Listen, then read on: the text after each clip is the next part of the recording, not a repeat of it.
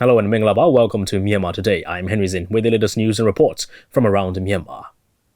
Arkajo prepared two reports for us. First one's on discussion on conveyance of the Buddha Tooth Relic underway. Second one's on the future of book market facing uncertainty. Buddha Tooth Relic covered a story on Beijing Yunnan trip of journalists from Southeast Asian countries. Pieta Zoeman prepared a report on local gold price not likely to increase.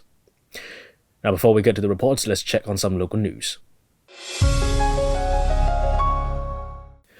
Union Minister for Transport and Communications U Tan Simon attended the 19th ASEAN Telecommunications and Information Technology Ministers meeting and related meetings in Vientiane, the Lao People's Democratic Republic, last week. The ministers discussed cross-pillar coordination in digital ecosystem, development of digital economy, digital transformation, smart city, digital innovation, capacity building programs in ICTs, and establishment of the Coordinating Committee on Cybersecurity, which shall comprise of representatives from relevant sectoral bodies to strengthen coordination efforts on cybersecurity policy in ASEAN. They also exchanged views on ICT developments and changing technologies in ASEAN, reviewed the completion of works in 2019, approved the future plans, discussed cooperation with dialogue partners China, Japan, and Korea, and agreed on future plans between the International Telecommunication Union. Joint Secretary of the Yangon Region Transport Authority said a card payment system will be installed on YBS lines by the end of this year. More than 1,500 buses will get e-ticketing machines in the initial stage. The e-ticketing machines will be installed on 500 buses from the Yangon Urban Public Transport Company, 500 buses from the Yangon Bus Public Company, 300 buses from the Bandula Company, and 80 buses from the Shui Tangdan Company. With an increase in Korean investments, slab cement will be manufactured for the first time in Myanmar at the Yojin cement plant. The opening ceremony was held at Lotte Hotel on Friday evening. The plant was built in Thilawa SEZ in 2016 with $60 million investment by Korea, and the plant started operating in 2018. Slab cement is used in construction and is made from mixing ordinary cement and powder derived from steel. Although Yojin's cement plant can produce 3,000 tons of cement per day, it will produce only 1,500 to 2,000 tons of cement per day, based upon market demand. The plant can produce about 1 million tons of cement per year. That's all with the local news, and we're moving on to our first report. China and Myanmar will discuss the plan on the conveyance of the Buddha's sacred tooth relic for the fifth time to Myanmar. Chinese ambassador to Myanmar, Mr. Chen Hai, told media on Sunday about the plan on his visit to Sayadaws of the State Sangha Mahanayaka Committee. The Chinese ambassador also donated offerings to the Sayadaws from the State Sangha Mahanayaka Committee, discussed plans to form an association on the religious exchange between the two countries, as well as the plans on further cooperation to promote the religion. It is learned that China and Myanmar will discuss the plan on the visit of the Buddha Tooth Relic for the fifth time to Myanmar. Chinese ambassador to Myanmar, Mr. Chen Hai, on his visit to Sayadaws of the State Sangha Mahanayaka Committee, told this to media on Sunday. Ambassador said the concerned associations from China and Myanmar will be closely discussing the plan soon to convey the Buddha's tooth relic for the fifth time to Myanmar. Chinese ambassador to Myanmar, Mr. Chen Hai said, Buddha's tooth relic is something that is cherished very much in Buddhism, and it is astonishing to see the respect and the value that Buddhists worldwide bestow on the relics. The Buddha's tooth relic is preserved in Lingguang Temple in Beijing, and so far the tooth relic has visited Myanmar 4 times already, and it received considerable amount of reverence from Buddhists in Myanmar. China will closely discuss with the Myanmar government and responsible leaders from religious field to convey the tooth relics to Myanmar for the fifth time. The tooth relic of Buddha preserved in the temple in Beijing is reportedly brought to China by a monk more than 1,500 years ago. It is noted that more than 3 million Buddhist devotees have paid homage to the tooth relic conveyed from China to Myanmar. Chairman of State Sangha Mahanayaka Committee, Bamo Sayadaw Badana Kumara Biwanda said, အလေးအမြတ်ပြုကြပါ One relic is preserved in Tawarinda, another one is conveyed to the Dragon Kingdom, another in China, and the other in Sri Lanka. Back in Bagan era, King Anorata wanted to ask the tooth relic from Yunnan. So the King of Yunnan made 5 replicas of the tooth relic and gave to King Anorata. Replicating here means the original tooth relic was touched to the ivory. Then it became replica ivory of the Buddha's tooth relic. Then they were brought and preserved at the Bagan, Shreziko, Danjidam Pagoda, and Sunon. So this highlights that China and Myanmar established the relations in sectors such as religious affairs. At the invitation of successive Myanmar governments, the Buddha secret tooth relic had been conveyed to Myanmar 4 times in 1955, 1956, 1994, 1996 and 1997, and 2011 respectively. However, there is no confirmed detail yet for the upcoming visit of the tooth relic to Myanmar. Chinese ambassador also donated offerings to the Sayadaws from the State Thangka Mahanayaka Committee, discussed the plans to form the association on the religious exchange between the 2 countries, as well as the plans to further cooperation between the 2 countries to promote the religion. This is Akajo reporting for Myanmar International Radio.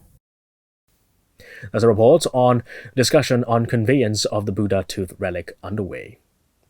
Alright, we'll move on to weather forecast now.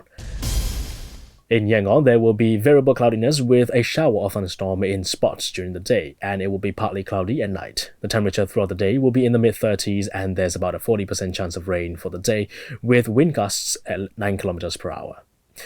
In Naypyidaw, there will be sunshine mixing with some clouds with a shower or thunderstorm in spots in the afternoon, and it will be mainly clear at night. The temperature throughout the day will be in the mid-30s as well, and there's about a 40% chance of rain for the day with wind gusts at 9 km per hour.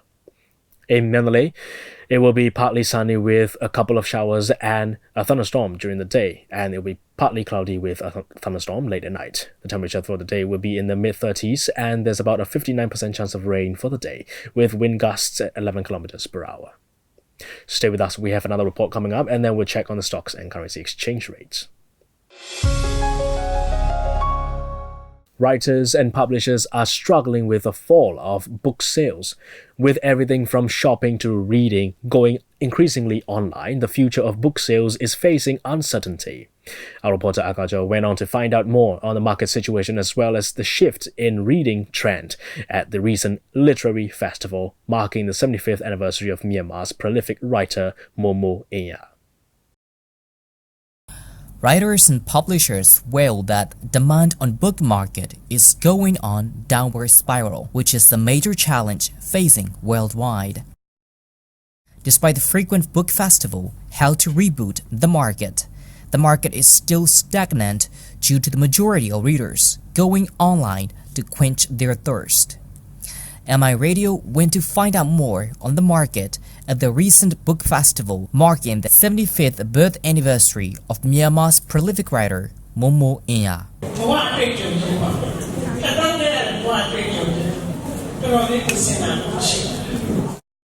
The festival took place at the central printing factory of the printing and publishing department. Writer Saya Gangthan commented on the current book sales market. These days, the literature and book publishing is not as good as our time. It's on the drop. For instance, back in our days, Seatakato Ponai published at least 10,000 copies for each time. Later on, these days, it's rare to see 5,000 books getting published. Then it drops to 2,000 books. It keeps going on like this, and now it's about 500 books being published. Some books receive high demand, but they do not exceed 10,000 copies. So to describe this in a nutshell, we could say that the book market is either stagnant or on the decrease.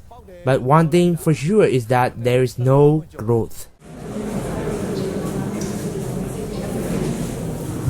To reboot the inactive book market, book sales festivals are held across the country with the support from the government as well as independently. It is learned that more and more readers are going online to read, And also there is a shift in genres of books that young people seek to read. There is a shift in reading trend. Young people nowadays are reading more of the books that will help them practically, and language books and the books on their studies. But we can see less interest and demand in aesthetic books like poems and stuff. I am not saying young people do not read. They do read, and it's online. But the thing is that the books and materials may be online, but it's not healthy for your eyes to spend many hours on screen. And another thing is that there are many good books published, but not all of them have been uploaded online. So I would like to stress the readers need to get the physical books.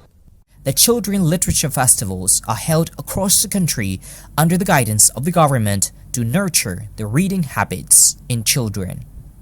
Nowadays, the writers and the publishing houses are struggling due to the falling demand of the physical books. The books festival serves as a major help to drive a stagnant market. The book festivals are the alarm for the readers. So people come, people meet, discuss and share, and they see the bookshops and they see books. So this rekindles people's interest on books, and they buy books they want. So it brings much benefit. So festivals like this rejuvenates the book market as a whole.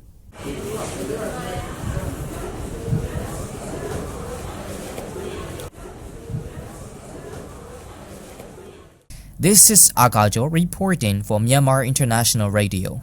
That's a report on the future of book market facing uncertainty. And here we have the information on currency rates from Myanmar Central Bank. $1 is at 1,531 Jats. 1 Chinese renminbi is at 216 Jats. 1 euro is at 1,702 Jats. 1 pound sterling is at 1,965 Jats. 1 Singapore dollar is at 1,122 Jats. 1 Malaysian ringgit is at 365 Jats. 1 Thai baht is at 50 Jats, and the Indian rupee is at 21 Jats. Gold is trading at $1,504. Silver is at $18, and Brent crude oil is at $55. On the Yangon Stock Exchange, FMI is at 12,000. MTSH is at 3,950. MCB is at 8,400. FBB dropped 500 and it's at 23,000. TMH remains at 2,950. You're with MI Radio's Myanmar Today. You can log on to our website at miradio.com.mm and catch other great programs live on the website. We're also running on FM, 96.1 in Yangon, 96.5 in Manali, and 96.7 in Naypyidaw. Or simply download our app so you can listen to our radio programs on the go. Well, we have more reports for you, and we're not going to keep you waiting, so let's get down to it. Department of Asian Affairs of the Ministry of Foreign Affairs of the People's Republic of China has invited mainstream reporters from some of the Southeast Asian countries to share about poverty alleviation. Our reporter, Thora Suezin, joined as one of the participants, so let's hear more from her. A delegate of mainstream journalists from some of the Southeast Asian countries are invited to China for Beijing Union trip by Department of Asian Affairs of Ministry of Foreign Affairs of the People's Republic of China. It is to promote the development of China, as well as the focus of the trip is to share about the poverty alleviation of China, from which other Southeast Asian countries can learn and take as a sample. 2 reporters from Myanmar, including me from Myanmar International Radio and other reporter from Myanmar International Television, joined this Beijing Union trip together with other trade journalists from Thailand, Malaysia, Cambodia, Vietnam, and Laos. On the first day, the group went to the Great Wall of China, which is the most popular tourist attraction and the signature of China. Then our group left to observe the Tiananmen Square, which is the largest public city square in the world, with over 100,000 visitors in a day. The journalists also had the good time of visiting the Palace Museum of the Forbidden City, which is the former Chinese Imperial Palace. On the second day, the journalists had a chance to visit the workplace of the famous Chinese online newspaper, People's Daily. In the age of developing social network, a lot of Chinese people enjoy catching up the up-to-date news online. People's Daily is the state-owned media station and it publishes variety of news on some famous social platforms of China, such as Weibo, TikTok, and so on. Then our group led for ASEAN-China Center ACC. It is the organization co-founded by 10 ASEAN member countries and China, and has been being operated since 2011. It is to promote the cooperation in trade, investment, education, culture, tourism, information and media among the ASEAN countries and China. Then the journalists were able to have the discussion with the spokesperson of the Ministry of Foreign Affairs of the People's Republic of China after attending the regular press conference held by the ministry. In the discussion, the spokesperson mentioned that China has an excellent relationship with all of the neighboring countries as well as with ASEAN countries. On the third day, the group went to Chinese Academy of Macroeconomic Research and discovered more about the economy in China. This is the institute under National Development and Reform Commission. 那么研究的领域也包括中国的经济社会发展。 We have very wide range of research institute about the China economic and central development in international affairs and about regional development, energy, transport, and investment. China has already become the second largest economic country in the world. Last year, our GDP has reached 12.4 trillion US dollars. Through the past 70 years, we have built very good infrastructures. Domestically, we have focused on balancing the development of the economy and society, and we focus on building up social security system and insurance to make sure the people enjoy the social benefit as well as economic fruits. So China has been actively involving in international economic affairs. China have actively engaged with neighboring countries in Belt and Road Initiative for the economic opportunities.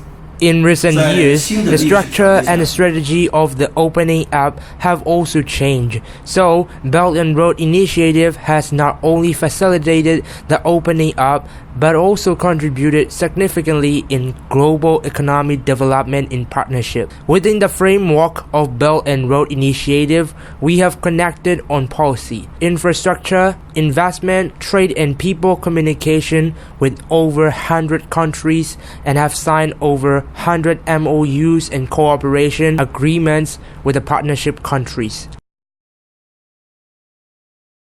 After observing for 3 days in Beijing, the delegate of journalists has gone to Kunming city of Yunnan province to explore more about the poverty alleviation of China. I think it's a wonderful exchange opportunities for your journalists coming from Southeast Asia. The more visit, more exchange, more understanding. So you're very welcome to come to the China, to come to Yunnan, your close neighbor, to know what happened in China and to exchange what we can learn from each other.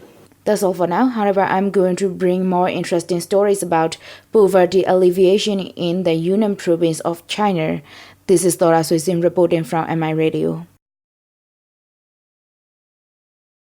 That's a report on Beijing Yunnan trip of journalists from Southeast Asian countries. Well, here's the last report on local gold price not likely to increase. This week we find out the current gold market. Is there any good sign of the price cuts? And how the global market is amidst trade tensions between the two world's largest economies. Our reporters interviewed some experts and entrepreneurs, and here's the report. The industry experts, the entrepreneurs, predict local gold price is not likely to increase, while gold mining industry is back to work again as the open season coming in. According to their predictions, there seems to have not many chances of the gold price increase, and some of the gold mining companies are granted the renewal mining permits. Meanwhile, there are also small-scale miners who work independently on their own. All these factors show a good sign for the industry with higher productivity coming into the market compared to the rainy season.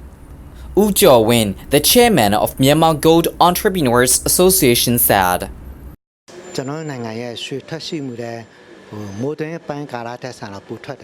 We can expect now the productivity could be higher than in rainy season, and also the gold price in the global market is not on the rise, as the trade war and economic tensions seem to ease at the moment.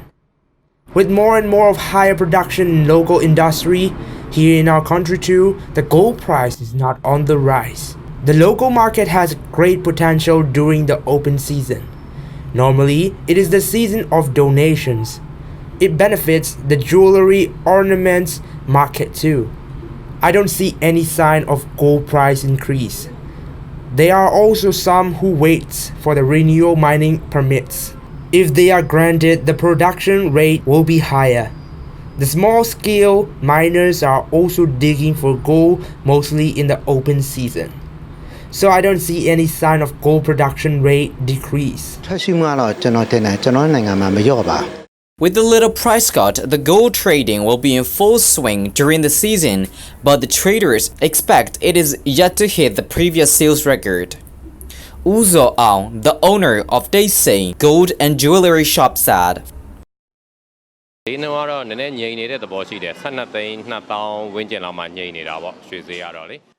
At the moment, the local market seems steady with the average price Myanmar at 1.22 million more or less.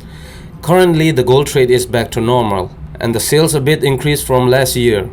We also have customers who come to buy or sell their gold, and the gold prices are also normal.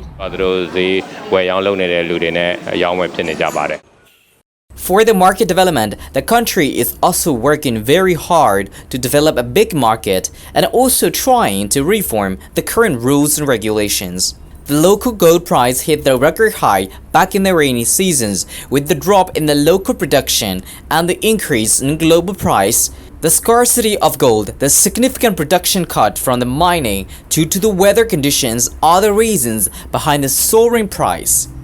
And the country also has to rely on the imports and 40% of the domestic use imported from abroad. In July, the local gold price increased from 1 million kyats to 1.2 million per 16.329 grams. In September, it reached to 1,256,800 kyats, and the global price reached to $1,525 per ounce. We also find out the current global and local market price.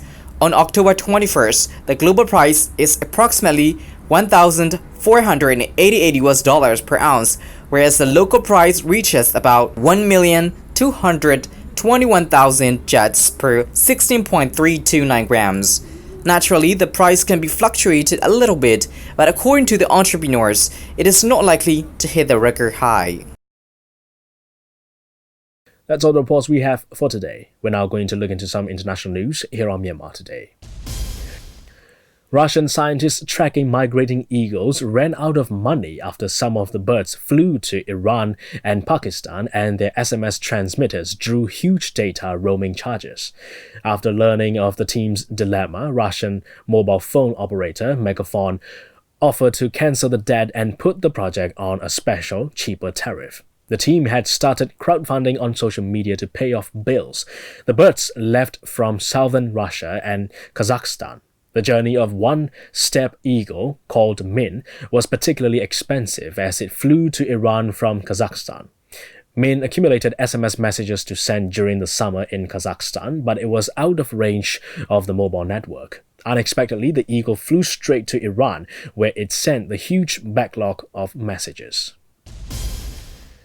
The Pentagon has awarded a $10 billion cloud computing contract to Microsoft following a heavily scrutinized bidding process in which Amazon had been seen as the favorite. The 10-year contract for the Joint Enterprise Defense Infrastructure, or JEDI, is aimed at making the U.S. Defense Department more technologically agile. Amazon's bid drew criticism from its rivals and U.S. President Donald Trump. The company said it was surprised by the decision. It said a, quote, detailed assessment purely on the comparative offerings would clearly lead to a different conclusion.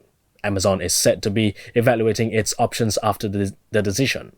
It has 10 days to decide whether or not to launch a challenge. You're with MI Radio's Myanmar Today. Thanks for joining me. Have a good day. Goodbye now.